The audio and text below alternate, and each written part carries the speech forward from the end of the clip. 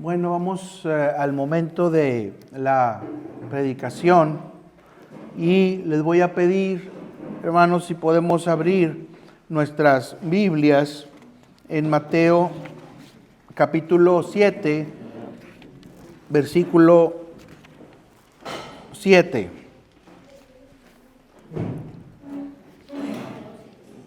Y es un pequeño versículo muy bonito y vamos a leerlo todos juntos, fuerte,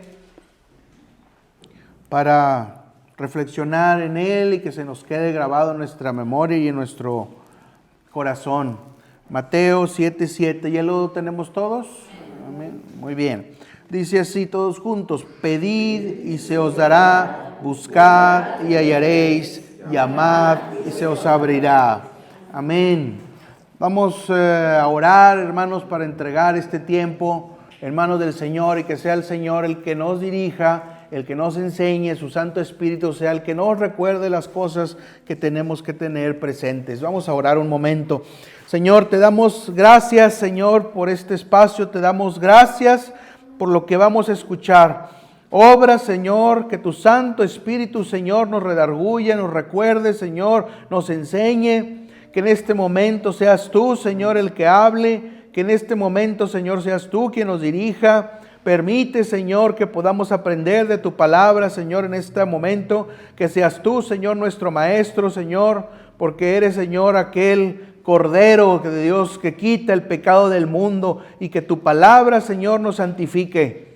Porque dice tu palabra: santifícalos en tu verdad. Tu palabra es verdad. Y confiamos, Señor, en esa palabra, nos atenemos, Señor, a esa palabra. Todo te lo rogamos en el nombre de Cristo Jesús.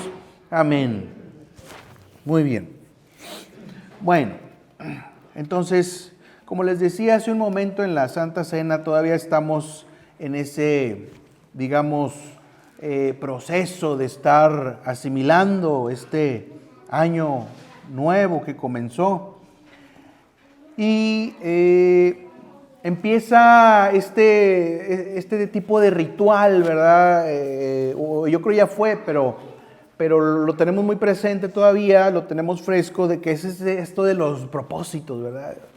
Y oímos en los medios, en la tele, en internet, en muchas cosas, ¿verdad? ¿Cuál es tu propósito? Y luego la publicidad nos vende también como propósito, ¿verdad? Pues baja de peso, ¿verdad? Y ven a consultar con nosotros, o ven y cómpranos este medicamento y este suplemento, ¿verdad? Porque ese será tu propósito. O ven a este gimnasio y ese será tu propósito porque necesitas ejercitarte, ¿verdad? Y demás cosas.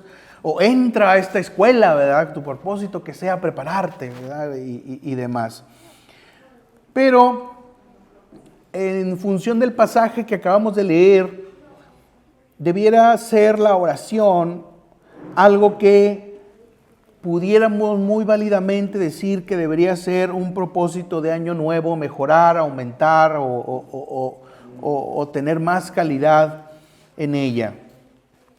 Porque orar da como resultado el deseo de querer orar más. Y como la misma palabra nos dice: pedid y se os dará, buscad y hallaréis, llamad y se os abrirá. Y este pasaje no se explica sin el contexto de la oración. Y el testimonio de todos aquellos que oran o que oramos debería ser: amo al Señor porque Él ha oído mi voz. Entonces, antes de comenzar el mensaje, antes de comenzar el año, ¿verdad? Aunque ya comenzó, meditemos en esta preciosa promesa de Dios. Hemos visto ya en los mensajes pasados el aspecto de la esperanza, pero ahora esta promesa de Dios tiene como finalidad, pues, infundirnos esperanza, pero siempre verla de acuerdo con la perspectiva bíblica.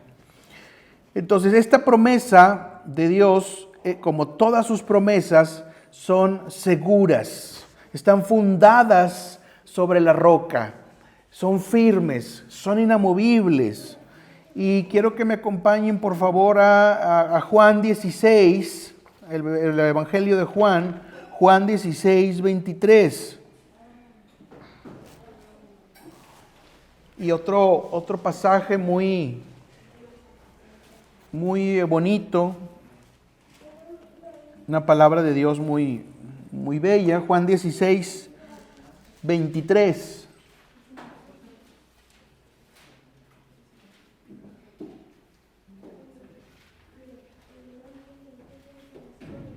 Alex, toma.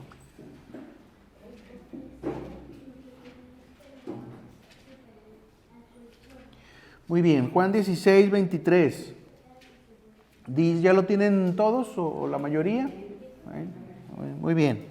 Dice, en aquel día no me preguntaréis nada. Son palabras de Jesús. El Señor Jesús les dice, de cierto os digo, que todo cuanto pidáis al Padre en mi nombre, os lo dará. Sí. Dice ahí, todo cuanto pidáis. ¿Qué es este todo cuanto pidáis? Indudablemente no se trata de cualquier cosa en el sentido más vago, ¿verdad?, del término. No se trata de cualquier cosa que se nos ocurra, que deseemos independientemente del por qué, el cuándo ni el cómo. No se trata de eso. Se trata de todo aquello en relación con la vida eterna. Se trata de todo aquello en relación con la voluntad de Dios. Se trata de todo aquello que esté encaminado hacia estos propósitos. Todo cuanto pidáis no es algo contrario a nuestra salvación, no es algo contrario a la voluntad de Dios, no es algo contrario a los mandamientos de Dios. Las promesas de Dios también, o la promesa de Dios, como esta que leímos en Mateo 7:7, también es sencilla. Usa un lenguaje sencillo. Son verdades grandes expresadas en maneras en que todo mundo puede entender. Lo hemos leído y creo que aquí nadie necesita tener un curso de teología para entender al menos el aspecto básico de esta promesa. Entonces es muy diferente a la sabiduría de este mundo compleja, rebuscada, que nos pretende vender soluciones extrañas. La tenemos acceso en nuestro lenguaje y gracias a Dios que tenemos esta palabra de Dios, gracias a Dios que la tenemos traducida a nuestro lenguaje, que lo podemos entender, porque hubo gente que murió hace tiempo para que nosotros pudiéramos tener estas palabras en nuestro lenguaje y sean sencillas para que nuestra mente y corazón las asimile. También esta promesa es suficiente, o las promesas de Dios son suficientes si lo generalizamos, son eficaces para infundir esperanza, ¿verdad? Lo que estábamos hablando en los mensajes pasados. No se necesita confiar en nada más para poder estar seguros de la provisión y del respaldo divino. Pero sin embargo, hay condiciones para la promesa de Dios.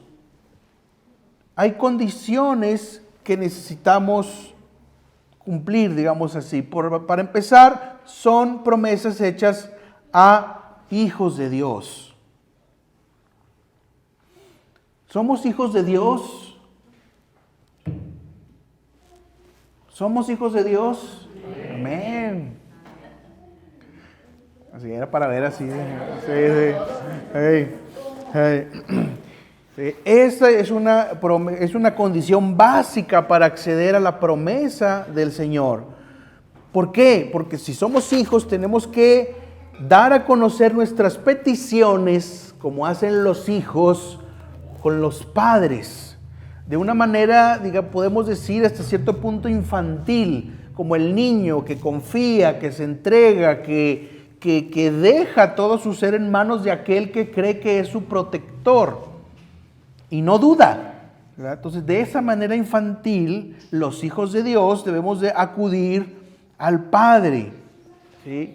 No con recelo, no con duda, no con soberbia, no con rebeldía, no llevando nuestro pliego petitorio de condiciones. Bueno, me acerco a ti, pero con la condición de que primero tú, ¿verdad? Porque dando y dando, pajarito. Bueno, no podemos utilizar, ¿verdad?, esas lógicas, ¿verdad?, con el Señor. Debemos ir como hijos. El Hijo no está por encima del Padre, es el Padre el que está por encima del Hijo, es el Padre el que tiene la autoridad.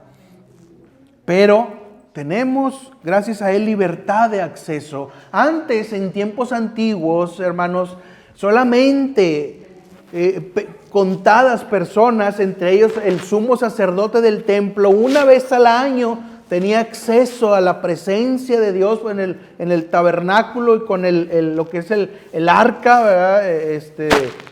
Donde estaba el propositorio, esa arca que llevaba Moisés y el pueblo ahí cargando, donde estaba la presencia de Dios, una vez al año, una sola persona. Y esa persona oraba por el pueblo y hacía los sacrificios de los pecados por el pueblo. Ya no es así.